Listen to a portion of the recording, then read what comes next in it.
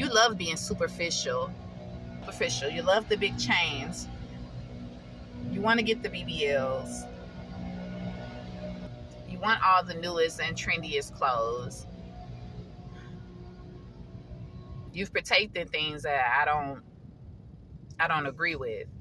But you want to come to my kingdom, but you never want to live by my kingdom principles while on earth. Because don't forget, God, Jesus is king, remember? He's Lord of Lords, King of Kings. And in kingdoms, there are principles, there are laws that you must abide by.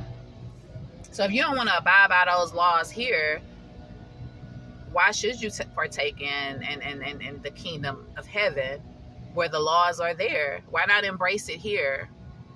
And when I say laws, I'm not just talking about like the stuff that we, like the most pleasurable things like having sex and eating all you want, being gluttonous. Not just that.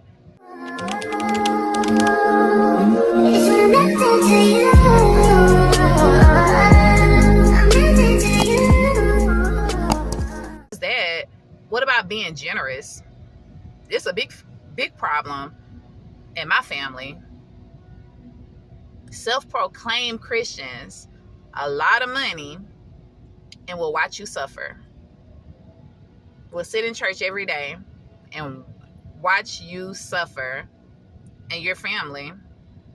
Imagine what they do with straight. What about being generous? Because God says that if you have it today, don't tell that person that I'm going to give it to you tomorrow. You give it to them today. I've had people where I couldn't pay a bill. I couldn't do anything. They have thousands, and I know they have thousands in their account. Would not say, do you need help? I know you're having a hard time. Do you need help? I have to depend on God. I don't even fix my mouth to ask people for anything, but they know. But there are kingdom principles that we're not abiding by. Loving your neighbor. When it says love your neighbor, it's not saying love the neighbor that loves you. Sometimes your neighbor could be your enemy. Love your neighbor. And you know what's so cool with the 10 Commandments? You don't even have to memorize all of them. You don't have to memorize all of them. You don't have to memorize. You ever have people ask you, what's the 10 Commandments? Name them. Do not kill, do not steal, do not... all that. God made it simple. He said the greatest of all the commandments is love. Because if you love people, if you love yourself, you're not going to fornicate against yourself. You're not going to cause your brother or sister to fornicate against God. You're not going to steal from them. You're not going to covet, which means you're not going to be jealous of them. You're not going to kill them. You're not going to do all those 10 commandments that Moses had on the tablet. You're not going to do that if you're walking in love. Because if you're walking in love, not only loving others, you must love yourself too. Because you will keep yourself from doing crazy things. If you love yourself, you wouldn't always degrade and devalue your temple. All that sleeping around, going through my old phase, all that smoking, causing harm to your lungs. Talking about marijuana is natural, but it's smoking your lungs. All that drinking. What about your liver? You don't love your liver. And God gave you these as gifts. They're healthy. They have so many people that have bad livers, bad kidneys, bad hearts, bad cancer. And God, a lot of you, not all of you, I know some of y'all have ailments going on, but a lot of you are very, very healthy. Both your eyes work. You can see this screen. You can hear my voice. And you don't love yourself. Totally, you don't. Some of y'all love what y'all see in the mirror, but are you really loving yourself? You're giving yourself away to different men, to different women, and it's cool. That's loving yourself. That's devaluing God. That's God's temple. He gave you that as a gift. Y'all out here sleeping around, no condom, don't know what you can catch. That's not loving yourself. And this is not judgment. I've been there, trust me. I've been there. It's not judgment. It's just a mirror to show that some of us say we love ourselves, but really, really look in the mirror and really analyze if you really love yourself. Because when you love yourself, there's certain things that you're not going to do against yourself. There's certain things you're not going to overeat. My biggest thing was gluttony. And I had a revelation. It was actually on YouTube, and I don't even remember the YouTuber person. It just popped up on my screen. Sugar is very similar to the spirit of gluttony. Yeah, I had to come in interject because I was talking about the spirit of gluttony, but I actually didn't find like a Bible verse about the spirit of gluttony. And so I kept looking and digging, and I found a bunch of spirits on gluttony, but not spirit of gluttony. So I'm gonna insert a verse that is about gluttony, because one thing I want to say that happened in my life is that I, at the time when I was really gluttonous, I was eating a lot of fast food, and I was also feeding it to my family because I was so busy working and stuff that I didn't have time to always cook. I would be so tired. So I would just go out and get something to eat. And I remember I was looking at my bank statement, and this is around the time we were having like money issues. And I was like, where's the money going? Because I'm working, my husband's working, like, what is going on? And so what I found out when I got my bank statement, I was spending between $800 to $1,500 on just eating out. Let me tell you how. So I'm just gonna use my meal by itself. I would eat, maybe if I had breakfast, let's say if I had breakfast, lunch, and dinner, you're gonna spend like 10, 10, 10. There's 30. Then you add 2 extra people onto it. So you got about 60 to 70, I'm gonna say $60 to $80 every day, 5 to 7 days a week. So even me alone, if I'm doing $30 a day in 3 days, that's $100, $90, $100. So if you add about 3 more days on there, that's $200 just on me. So if I'm doing 200 times 4 weeks, which is a month, that is $800 just for me. Now you multiply 800 times 3 people, you're looking at close to $2,000, $2,400.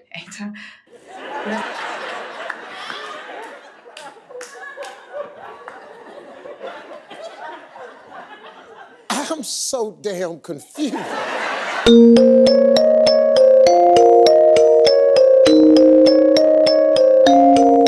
But I said eight times 3,200. Now I wasn't spending 3,200.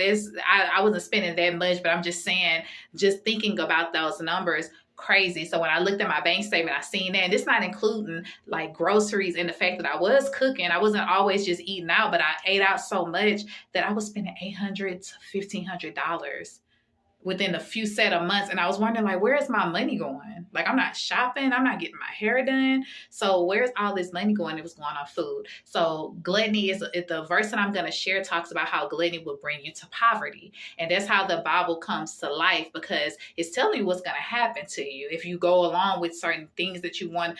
The desire I had was that I wanted to eat, because I'm an emotional eater. When I'm depressed, I got to eat. When I'm stressed, I got to eat. And it was saying, if you're gluttonous, that you are going to come to poverty. So I'm going to share that verse, but I did not see nothing about spirit of gluttony. I don't know if we just created that or who created that. I'm pretty sure spirit of gluttony do exist. I believe in those different spirits, but I couldn't find a verse on it. So I just want to be transparent, come on here and straighten that out. So I was editing and I had to come and get it together for y'all. So enjoy the rest of the video. Oh yeah, and PSA, like and subscribe for more content. I'm really trying to get the word out. I'm trying to grow my YouTube channel because I really want to do this full time. So if y'all enjoying the content, definitely like and subscribe. If you don't, it's cool. Just come to visit, say hello in the comments, something, So see y'all later. Think about it. When you eat sugar, anything sugary or full of carb, anything with carbs, it makes you want to eat more and more and more. When I would go away from sugar, I'm never really hungry like that. But my biggest thing was like overeating, because I'm an emotional eater. And yeah, the food is desirable, like all sin. Like sex is desirable, smoking is desirable, drinking is desirable, makes you feel loose and good. Food is great, but it's gonna blow you up, get you inflamed, could possibly cause cancer depending on what you're eating, mess up your health, cause diabetes, can give you high blood pressure if you're abusing. It's not that God don't want you to have these things, but we're abusing the gifts of God. He gives us food, we're overdoing it. We're eating things that we should not eat. He gives us sex, but we're doing it outside of marriage. Marijuana actually has good benefits, but we're not supposed to be smoking it. I was listening to a guy saying that we're supposed to use it as a tea form or whatever, but we're not supposed to be smoking it. Smoke is not good for your lungs. Yeah, marijuana, yeah, it's natural, it's from the earth, but smoke should not be in your lungs at any time. If you had asthma or something seriously wrong with your health, you wouldn't be smoking it because it's not meant to be in your lungs. Ever. He give us gifts that we should enjoy, money that we should enjoy, but we abuse it. We abuse it. We abuse it. He give us family, we abuse them, we don't help them, we talk about, we backbite. We're not walking in love. Because when you walk in love, you're not going to do a lot of things. Y'all, God made it so simple. He said the greatest commandment is love, because if you love, it's nothing that you're going to do against yourself or others. Nothing. Or God. Or none of his creation. If you're walking in love. If you're walking in love, that's the greatest command. You don't have to worry about, did I do this wrong? Did I do that wrong? Does this make sense? No, if you're walking in love, you're doing the right thing. You're doing the right thing. Not love for unnatural things. Not love for like murdering people or something like that. Like I said, if you're walking in love, you should not want to murder somebody. You should not want to rape anybody.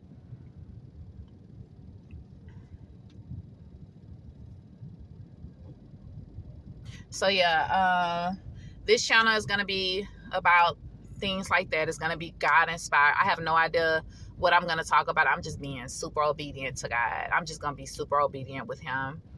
He's been telling me to post for years, 4 years. Yeah, my mom, she passed away in 2018. God been telling me to post even before then. Even before then, years.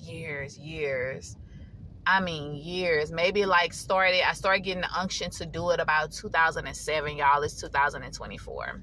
But I didn't know what I wanted to post about. I didn't know that this could be a career. At the time, I didn't know that you actually could get paid from YouTube. I just knew that God was like, start sharing something. Start sharing something. Because I'm a very genuine person. And I don't know why or God created me to be a very genuine person, or my life circumstances. Sometimes we hate the things that we've been through as children coming up, but it shapes you into the person that you are today. I'm a very genuine person. I'm so genuine that sometimes I hate it because I've been taken advantage of, and I'm like, I wish I could just be harder. I wish I could just not be as nice and not be as generous, because people take so much advantage of me. But God said, well, you went through some things in your life that shaped you to the person that you are. And some of those things hurt. Some of those things, they hurt. But it shapes you. God didn't want us to go through certain bad things because people are not walking in love. So you do get hurt. You get hurt coming up. But those things do shape you. So don't always count it as, don't always be a victim of what you've been through. Be a victor. Be higher than those things. How do you do it? Reading God's word, getting closer to him, listening to sermons. And don't just listen to like random sermons. Something I had to learn to do on YouTube, because I listen to YouTube all day. I'm in my car all day driving. I do a little home heals, and I do those food deliveries too. And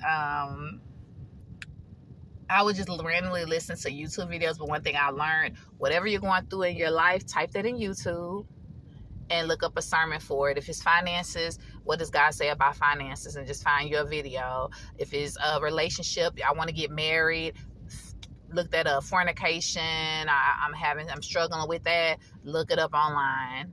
Look it up. Be intentional with your searches on YouTube or whatever social media. Don't just look at random videos. I had a big problem with that. I'd be listening to sermons, don't have nothing to do. Sermons will be saying, get away from them, get away from all your friends. I don't really have friends. Why am I listening to that? I'm not around nobody toxic for real. I mean, I have toxic people sometimes around me, but I'm not like clustered with them. And it's like family members. So it's not like I have to be around them 24/7, But listen to stuff, be intentional with your searches on whatever you are searching for. Whatever you're going through in life, search for it. God is the creator of all things, and he's made it very accessible to this generation that you can literally just find him. You can literally just find him.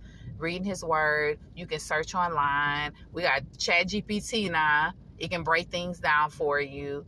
I am still a little bit on the fence with ChatGPT, just trying to make sure there's nothing demonic going on, but it does break things down. If you have a question, you can always, if you can't go to a real person, go there and just, hey, what does this mean? What does this word mean? What did he mean when he said that? And it'll break it down to you. Also pray and ask for God's interpretation. Pay attention to your dreams. Pay attention to your dreams.